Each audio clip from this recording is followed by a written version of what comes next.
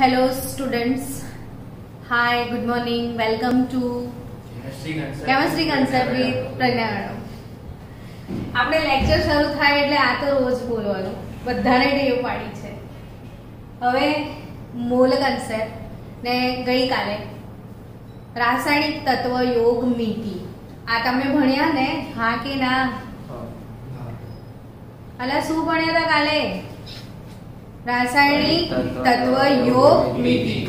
હવે જે રાસાયણિક તત્વ યોગ મિતિ તમે ભણ્યા તો એ જે ટોપિક છે એના કેવા કેવા એમસીક્યુ આવી શકે એની પ્રેક્ટિસ કાલે બીજા લેક્ચરમાં તો મેં કરાવી હતી જ.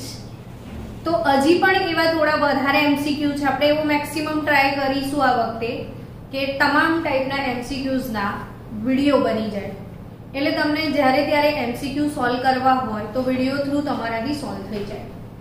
હવે આજે ફરીથી થોડાક એમસીક્યુ સોલ્વ કરીશું. આના પછીના લેક્ચરમાં પણ આપણે કંઈક નવું શીખીશું. ચલો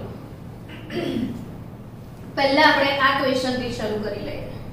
બહુ જ મસ્ત ક્વેશ્ચન છે આ કે 100 ગ્રામ CaCO3 ની 60% H2O સાથે પ્રક્રિયા થઈ રહી છે તો કેટલા ગ્રામ H2SO4 ની જરૂર પડે? મેં આ પ્રશ્ન લખ્યા પછી તમને 5-10 મિનિટ આપી હતી તો કોઈએ ગણ્યો છે આ દાખલો? Anyone in the class? કોઈ બાળક છે જેને ગણી નાખ્યો હોય દાખલો? અને હા, બીજી એક વસ્તુ કે ક્લાસમાં ઘણા બધા બાળકો નવા નવા રોજ બેસતા હશે. આપણો અત્યારે જ ચેપ્ટર 1 શરૂ થયું છે એટલે તો જે બાળકો આજે પહેલી વાર બેસ્યા હશે એમને તો એવું લાગશે કે કેમિસ્ટ્રી બહુ ટફ છે, પણ એવું નથી. જે બિલકુલ ન્યૂ સ્ટુડન્ટ આજે બેસ્યા હોય એ તમે મને મેસેજ કરી દેજો તો હું તમને ચેપ્ટર 1 નો પ્લેલિસ્ટ મોકલી દઈશ આખો ને સિક્વન્સમાં વિડીયો જોશો તો તમને ઓટોમેટિકલી સમજાવવા લાગશે. Don't worry for that. આજે કંઈ નહીં, ટ્રાય કરો ક્લાસમાં બેઠા બેઠા જે સમજણ પડે તે. એ સિવાયના લોકો જલ્દી આન્સર આપો. જીનિયસ લોકો પણ છે આપણી ક્લાસમાં. કલ તો બેઠા છો એ આન્સર આપો. 58.8 ગ્રામ. કોઈનો આન્સર આવ્યો 58.8 ગ્રામ? તો ગલત જવાબ. આન્સર 58.8 નહીં આવે. જોઈએ કેટલો આન્સર આવે છે. જો આ ટાઈપનો એક દાખલો એટલે જ લીધો કે આવા ક્વેશ્ચન આવી શકે છે, તમને સમજવા મળે તમને કે 100 ગ્રામ CaCO3 ની 60% સલ્ફ્યુરિક એસિડ જોડે પ્રક્રિયા કરાવવાની છે તો કેટલા ગ્રામ સલ્ફ્યુરિક એસિડ તમારે લેવો પડશે? હવે આ બધા કોમ્પિટિટિવ એક્ઝામમાં અત્યાર સુધી પૂછાયેલા દાખલા છે. જેઈમાં, નીટમાં આ પૂછાયેલા દાખલા છે એટલે જ મેં લીધા છે, તમારી થોડી પ્રેક્ટિસ થઈ જાય. જો આ સમીકરણ તમે જોઈ રહ્યા છો ને તમારી સામે, તો સમીકરણ એવું કહે છે ને 1 મોલ કેલ્શિયમ કાર્બોનેટ ને 1 મોલ સલ્ફ્યુરિક એસિડ. સમજી રહ્યા છો? શું 1 મોલ કેલ્શિયમ કાર્બોનેટ જોડે 1 મોલ સલ્ફ્યુરિક એસિડ છે તો આ બંનેના ગ્રામમાં વજન કેટલા છે એ કહો. ચલો મને ગ્રામમાં વજન એટલે એનો આણ્વીય દળ બરાબર. તો કેલ્શિયમનો ભાર છે ને 40 છે, સલ્ફરનો ભાર કેટલો છે 32, કાર્બનનો ભાર 12 ને ઓક્સિજનનો 16. આ પરમાણ્વીય દળ પરીક્ષામાં તમને આપશે. તમારે ચિંતા કરવાની જરૂર નથી કે અમને પરીક્ષામાં નહીં ખબર પડે તો શું કરશું, તો આપશે તમને. અથવા ઘણી વખત દાખલાઓમાં આખું ને આખું આણ્વીય દળ પણ આપી જ દે છે. એટલે કેલ્શિયમ કાર્બોનેટનો આણ્વીય દળ કેલ્શિયમ 40 વત્તા કાર્બન 12 વત્તા ઓક્સિજન 16 તારીખ 48 એટલે તમને મળશે 100 ગ્રામ. ને સલ્ફ્યુરિક એસિડનો ભાર તમને મળશે 98 ગ્રામ. તો સમીકરણ પરથી તમને એટલી તો ખબર પડી ગઈ ને કે 100 ગ્રામ કેલ્શિયમ કાર્બોનેટ છે એની આના સાથે સંપૂર્ણ પ્રક્રિયા થાય તો 98 ગ્રામ સલ્ફ્યુરિક એસિડ જોઈએ. 100 ગ્રામ માટે કેટલો જોઈએ? 98 ગ્રામ. હવે અહીં સુધી તો જવાબ સિમ્પલ જ હતો તમારો કે 100 ગ્રામ માટે કેટલો જોઈએ તો તમને ખબર જ છે કે 98 ગ્રામ. પણ આમાં પ્રક્રિયા કરવા માટે જે સલ્ફ્યુરિક એસિડ લીધો છે એનો પ્યોરિટી લેવલ કેટલો છે? ફક્ત 60%. હવે એનો અર્થ શું થયો કે અગર એનો પ્યોરિટી લેવલ 60% છે તો એનો અર્થ એવો થયો કે હું 100 ગ્રામ સેમ્પલ લઉં. કેટલું લઉં? 100. તો મને તો 60 જ મળશે ને. 100 માર્કનો પેપર હોય ને મારા 60 માર્ક આવે તો કેટલા ટકા થયા? 60% થયા. સમજી રહ્યા છો? તો આ 60% H2SO4 નો મતલબ શું કે 100 ગ્રામ કુલ સેમ્પલ હોય તો એમાં સલ્ફ્યુરિક એસિડ માત્ર કેટલા ટકા હોય? 60%. પડી કે નહીં ખબર કે 100 ગ્રામ સલ્ફ્યુરિક એસિડમાં આ કેટલું હોય? ખાલી 60 ગ્રામ જ હોય. તો આનો મતલબ એમ થાય બાળકો કે મારે 60 ગ્રામ H2SO4 ની જરૂર હોય તો 100 ગ્રામ લેવો પડે. Done or not? પડી ને ખબર કે એની પ્યોરિટી લેવલ 60% છે કે મારે 60 જોઈતું હોય તો મારે તો 100 લેવું પડશે. તારે 60 મળશે ને તો મને આમાં કેટલું જોઈએ છે? 98 ગ્રામ. તો મારે કેટલું લેવું પડે? તો 100 ગુણ્યા 98 ભાગ્યા 60 163.33 ગ્રામ. સમજ્યા? તો આ નાની નાની વાતો. હવે એવો જ સરસ મજાનો આ દાખલો છે. કદાચ મેં નીટના પેપરમાં ઘણી બધી વાર પૂછ્યો છે નહીં 12મા વાળાને, કેમ કે બહુ જ સરસ દાખલો છે ને આ ટાઈપના ક્વેશ્ચન તમને જેઈ નીટમાં આરામથી આવી શકે છે. ઇવન પૂછાયેલા ક્વેશ્ચન છે. તો એક ક્વેશ્ચન હું આવો સોલ્વ કરાવું પછી તમે બીજા બધા પ્રેક્ટિસ કરશો તો આવડી જશે. ને પ્રેક્ટિસ કરતા કરતા જે પણ એમસીક્યુ નો ડાઉટ આવે તમને તો એ મને કહેજો, હું સોલ્વ કરાવી દઈશ. બહુ જ સરસ મજાનો ક્વેશ્ચન છે. તમને એક નહીં 2 ઇક્વેશન આપ્યા છે. એકને બદલે કેટલા ઇક્વેશન આપ્યા છે? 2. હવે એમાં સમજો કે એને કેટલા ગ્રામ કોપર સલ્ફાઇડ કીધો છે, એમાંથી કેટલા ગ્રામ SO3 ઉત્પન્ન થાય એવું છે. એટલે પૂછ્યું છે અહીંથી અહીં સુધીનો સફર કે લેવાનું છે આ ને મેળવવાનું છે આ. સમજ્યા? હવે આ ક્વેશ્ચન ને કઈ રીતે સમજવાનું કે Cu2S છે એની પ્રક્રિયા થઈને શું બન્યું? SO2. અને SO2 માંથી શું બનશે? SO3. એટલે આમાંથી તમારે લાવવાનો છે SO2 ને SO2 માંથી તમારે લાવવાનો છે SO3 ને પ્રશ્ન છે અહીંથી અહીં સુધી આવવાનું છે. સમજ્યા? હવે કેટલા ગ્રામ કે છે? 159. આ ક્વેશ્ચન નીટમાં પૂછાયેલો છે. જ્યારે આવા ક્વેશ્ચન JEE નીટમાં આવશે ને તો તમારે એક વસ્તુ નોટિસ કરવાની કે તમને બહુ હેવી કેલ્ક્યુલેશન નહીં આવે, સામાન્ય કેલ્ક્યુલેશન આવશે જે મોડે થઈ જશે. તમારે ખાલી રીત મહત્વની છે કે આની મેથોડોલોજી શું છે, બાકી કેલ્ક્યુલેશન ઇઝી ગોઈંગ હશે. હવે સમજો કે બોર્ડ લેવલે હશે તો કેલ્ક્યુલેશન ડિફરન્ટ હોઈ શકે, બટ નીટ લેવલે તો ઇઝી ગોઈંગ કેલ્ક્યુલેશન હોય. હવે આ Q2S આ સમીકરણ પ્રમાણે તમારે કેવું કહેવાય કે 1 મોલ આપણો જે Q2S છે, 1 મોલ શું છે આપણો Q2S, એમાંથી 1 મોલ SO2 બને ને, બરાબર? તો પહેલા આપણે કેટલો SO2 બનશે શોધી કાઢીએ. તો આના 1 મોલ નું દળ શોધવું પડે. તો કોપર સલ્ફાઇડ જે છે એનો આણ્વીય દળ શોધી કાઢીએ. તો 2 કૌંસમાં કોપરનું દળ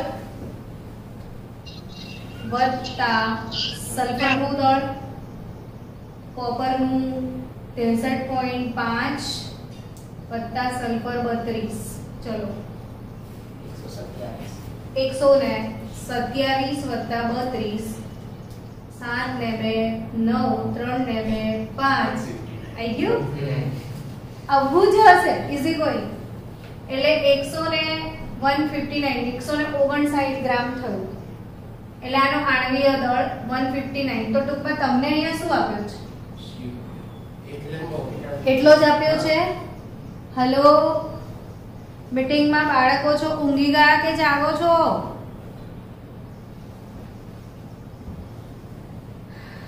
અલા એક કે બોલતું નથી જાગીએ છીએ હા તો બોલો ને તો આ તમને સમજ પડી ખરી કે આ ઓલરેડી આનો આણ્વીય દળ 159 ગ્રામ છે ને અહીંયા બી 159 ગ્રામ કીધું એટલે 1 મોલ માંથી જ કીધું એવી ખબર પડી ખરી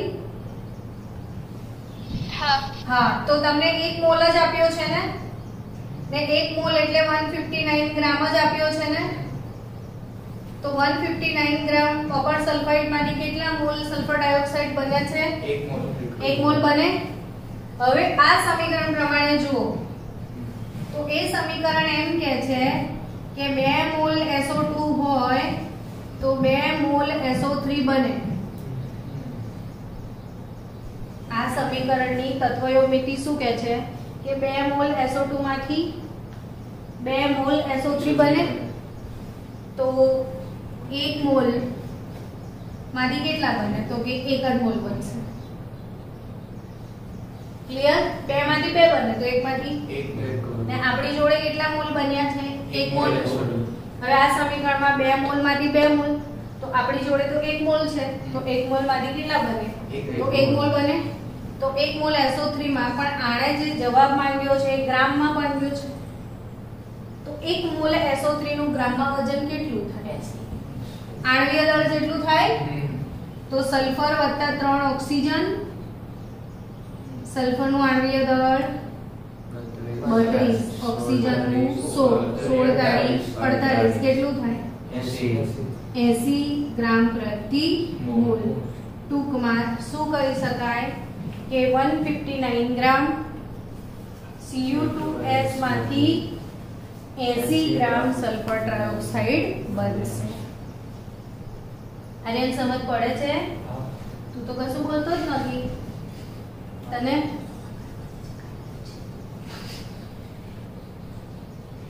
કાલ તો આજે કશું ખાવાનું છે શેકીને તો તને આપશે કલ પાકજે ન થોડું આર્યનને તો બિચારો બોલે ચલો આ એક અગેન મસ્ત ક્વેશ્ચન આવી ગયો કે 0.5 મોલ બેરિયમ ક્લોરાઇડ છે અને 0.2 મોલ K3PO4 છે એને મિશ્ર કરતા Ba3PO4 ના કેટલા મહત્તમ મોલ બનશે હું તમને 5 મિનિટ આપું છું સોલ્વ કરવા માટે બરાબર પછી મારો વારો ચલો સ્ટુડન્ટ્સ આ ક્વેશ્ચન પહેલા સોલ્વ કરીએ ક્લાસમાં પ્રેમ આન્સર આપ્યો છે કે 0.1 મોલ આવે આનો મતલબ શું થયો કે સ્ટુડન્ટને ધીરે ધીરે હવે તમને આવડવા લાગ્યું છે તમારામાંથી જ કોઈકનો આન્સર આવ્યો છે જોઈએ 0.1 મોલ આવે છે કે નહીં બરાબર હવે તમારે જાતે થોડી પ્રેક્ટિસ કરવી પડશે ઇક્વેશન્સ બનાવવાની તમે 9મા 10મા શું કરતા હતા ખબર છે ઇક્વેશનને ગોખી નાખતા હતા બહુ જ મસ્ત રીતે ગોખવાનું નહીં ખુદ સમજવાનું કે કોનામાં શું મિક્સ કરીએ તો શું બને હવે આમાં શેમાં શું મિક્સ કરવા કીધું છે એવું કહો બેરિયમ ક્લોરાઇડ બરાબર ને એમાં મિક્સ કરવા શું કીધું છે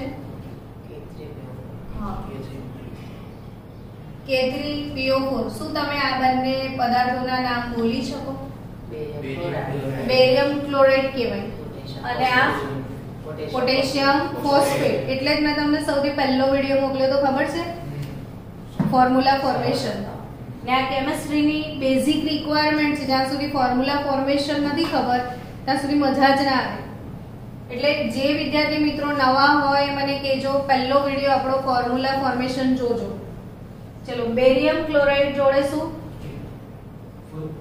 પોટેશિયમ ફોસ્ફેટ હા બેરિયમ ક્લોરાઇડ અને પોટેશિયમ ફોસ્ફેટ તો શું બને બોલો તો વિચારો કે બેરિયમ ફોસ્ફેટ બની જશે ને, પણ હવે બેરિયમ ફોસ્ફેટ નો ફોર્મ્યુલા ખબર હોવી જોઈએ. તો બેરિયમ અને ફોસ્ફેટ ક્લાસમાં કોઈને ખબર છે આ બંનેનો સંયોજકતા? જો આ બેરિયમ આવર્ત કોષ્ટકના કયા સમૂહમાં છે? કોઈ કહેશે ક્લાસમાં બેસેલા વિદ્યાર્થીઓમાંથી કે બેરિયમ આવર્ત કોષ્ટકના કયા સમૂહમાં છે? 2mg का सर 12. 2mg का सर 12 એટલે કયું ગ્રુપ આપણું? સમૂહ નંબર 2. ને સમૂહ નંબર 2 નો સભ્ય હોય ને તો એની વેલેન્સી +2 હોય. ને ફોસ્ફેટ ની ખબર છે કોઈને? -3. ઓકે, તો આ 2 અને આ 3 બરાબર. તો Ba3PO4 ટ્વાઇસ. હજી જે વિદ્યાર્થીઓ મિત્રોએ આપણો ફોર્મ્યુલા ફોર્મેશનનો વિડિયો ના જોયો હોય તો કેમેસ્ટ્રી ભણતા પહેલા પ્રાઇમરી જરૂરિયાત આ વસ્તુ જોજો. તો Ba3PO4 ટ્વાઇસ ને શું બનશે? KCl. હવે બીજી જરૂરિયાત, દાખલો ઇઝી ગોઈંગ છે પણ તમને ઇક્વેશન બનાવતા આવડવું જોઈએ. હવે આ ખોટું બનાવ્યું તમે તો દાખલો ગણવાની કોઈ શક્યતા જ નથી. ચલો હવે આ દાખલો જે Ba3PO4 ટ્વાઇસ કરીને આપણે બનાવ્યો, પહેલા સમીકરણને બેલેન્સ કરવું પડે. ચલો મને બેલેન્સ કરતા શીખવાડો કે અહીંયા 3 મોલ બેરિયમ છે 3BaCl2 તો 3BaCl2 વપરાશે કે નહીં? 6KC અને PO4 ટ્વાઇસ છે. અચ્છા K3 છે ને PO4 ટ્વાઇસ, તો આપણે બે ફોસ્ફેટ તો જોઈશે જ જોઈશે. બે ફોસ્ફેટ જોઈશે ને, PO4 ટ્વાઇસ છે ને તો બે ફોસ્ફેટ જોઈશે એટલે 2 મોલ આવશે. પણ K3 છે તો 3 દુના 6 મોલ KCl થાય. સમજી ગયા? એટલે હવે આ સમીકરણમાં એક મિનિટ, આ સમીકરણમાં 3 મોલ બેરિયમ ક્લોરાઇડ છે. એની કઈ પ્રોબ્લેમ છે? નથી ને? ઓકે. 3 મોલ બેરિયમ ક્લોરાઇડ જોડે શું છે? 2 મોલ K3PO4. તો આમાં તમને દેખો કે આ 3 મોલ હોય ત્યારે આ કેટલા મોલ વપરાય છે? 2 મોલ. આ 3 મોલ સામે આ કેટલા જોઈશે? 2 મોલ. હવે સમીકરણમાં જુઓ કે આ 0.5 મોલ આપ્યો છે અને આ કેટલો આપ્યો છે? 0.2 મોલ. સમજી રહ્યા છો? તો બે માંથી કોનું પ્રમાણ તમને ઓછું લાગે છે? હવે હું તમને એક વસ્તુ બીજી સમજાવું. સીમિત પ્રક્રિયા કેવો શબ્દ સમજાવું. શું સમજાવું? સીમિત પ્રક્રિયા. ઇમેજિન કરજો હો બધા ક્લાસમાં આવડું મોટું તગારું ભરીને ઢોકળા છે. પાણી આવ્યું મનમાં? મન તો આવી ગયું. લાઈવ ઢોકળા લગનમાં ખાવાની જે મજા આવે ને, તો આવડું મોટું તગારું ભરીને ઢોકળા છે બરાબર, અને એક નાના બાઉલમાં ચટણી છે.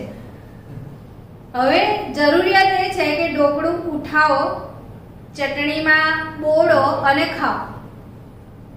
તમને શું લાગે શું વહેલું પતી જશે? ચટણી. કેમ? ચટણી ઓછી છે અને ઢોકળા વધારે છે. તો ચટણીને સીમિત પ્રક્રિયક કહેવાય. શું કહેવાય? સીમિત પ્રક્રિયક. તો સીમિત પ્રક્રિયક એટલે શું? જેનું પ્રમાણ ઓછું હોય. હવે ચટણી વપરાઈ ગઈ પણ આપણી કન્ડિશન શું હતી કે ઢોકળું કમ્પલસરી ચટણીમાં બોળીને જ ખાવાનું છે. હવે ચટણી વપરાઈ ગઈ તો ઢોકળા યુઝલેસ. ભલે આટલા બધા હતા but no chutney, no eating shooting, done. તો જે પહેલા પૂરું થઈ જાય એને શું કહેવાય? સીમિત પ્રક્રિયા. કન્સેપ્ટ ક્લિયર ને બધાનો? તો આમાં સમજો કે આ ઢોકળા છે ને આ શું છે? ચટણી. શું વહેલું પતી જવાનું છે? ચટણી. એટલે આખી પ્રક્રિયાનો આધાર ઢોકળા પર કે ચટણી પર? તો આ જે K3PO4 છે એ આપણો કેવો પ્રક્રિયક કહેવાય? સીમિત પ્રક્રિયક કહેવાય. કેવો કહેવાય? એટલે આપણે ગણતરી આના આધારે કરવાની, આના આધારે નહીં કરવાની. સમજી ગયા? કેમ કે આ વધારાનો છે પડ્યો રહેશે, આ ઓછો છે વપરાઈ જશે, તો ગણતરી કોના આધારે કરવાની? સીમિત પ્રક્રિયકના આધારે. ડન? બધાને ક્લિયર? ચલો હવે અહીંયાથી સમજો કે આ કેટલા મોલ છે? 2 મોલ છે. 2 મોલ છે તો Ba3PO4 ટ્વાઇસ કેટલા મોલ બન્યું? 1 મોલ બન્યો. તો આ 2 મોલ છે તો આ 1 મોલ બને. તો આ કેટલા મોલ લેવાના છે? 0.2. તો આ કેટલા મોલ બને? 0.1 મોલ. પ્રેમ તારો જવાબ સાચો છે. તો આ બહુ જ મસ્ત દાખલો હતો ને. સીમિત પ્રક્રિયક સમજાયો તમને? તો રાસાયણિક પ્રક્રિયામાં એવું જ હશે, ક્યારેક ઢોકળા હશે ને એની જોડે ચટણી, એક વધારે હશે ને એક ઓછો હશે. શું કહેવાય? દાખલો હંમેશા કોનાથી ગણાશે? સીમિત પ્રક્રિયક. તો આપણે એક ટ્રાય કરીએ. આ રકમ લખી રાખો, તમે જાતે ગણજો બ્રેક ટાઈમમાં, ને પછી આ બ્રેક પછી જે લેક્ચર છે એમાં હું આ ગણાઈશ, તો તમે ત્યાં સુધી ટ્રાય કરો.